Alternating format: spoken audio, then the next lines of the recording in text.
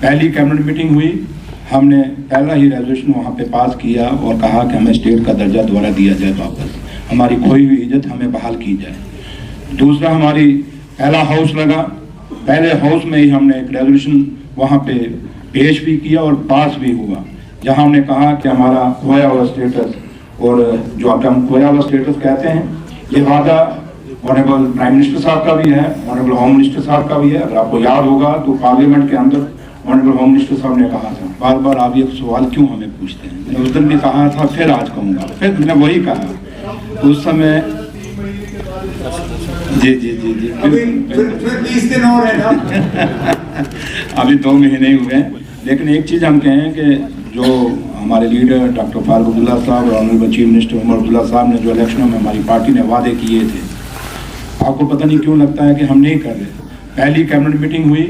हमने पहला ही रेजोल्यूशन वहाँ पे पास किया और कहा कि हमें स्टेट का दर्जा दोबारा दिया जाए, वापस हमारी खोई हुई इज्जत हमें बहाल की जाए।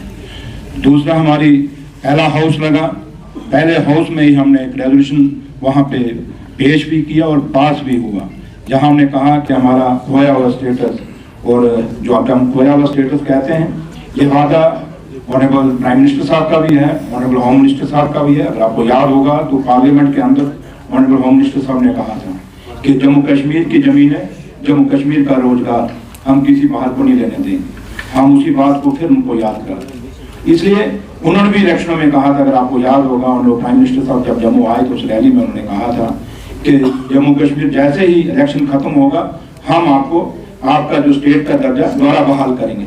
तो आज 2 महीने हो गए हैं, ये सवाल काश वहाँ भी पूछा जाए कि आपने ये वादा किया था, और उम्मीद करेंगे आप जब वो कभी आएंगे, उनका कोई आएगा, आप उनसे भी पूछेंगे। लेकिन एक बात हम दावे से कहते हैं, जो हमने कहा है उस पर बिल्कुल डटे हुए हैं और करके दिखाएंगे, और जब करके दिखाएंगे तभी आपके पास आएंगे।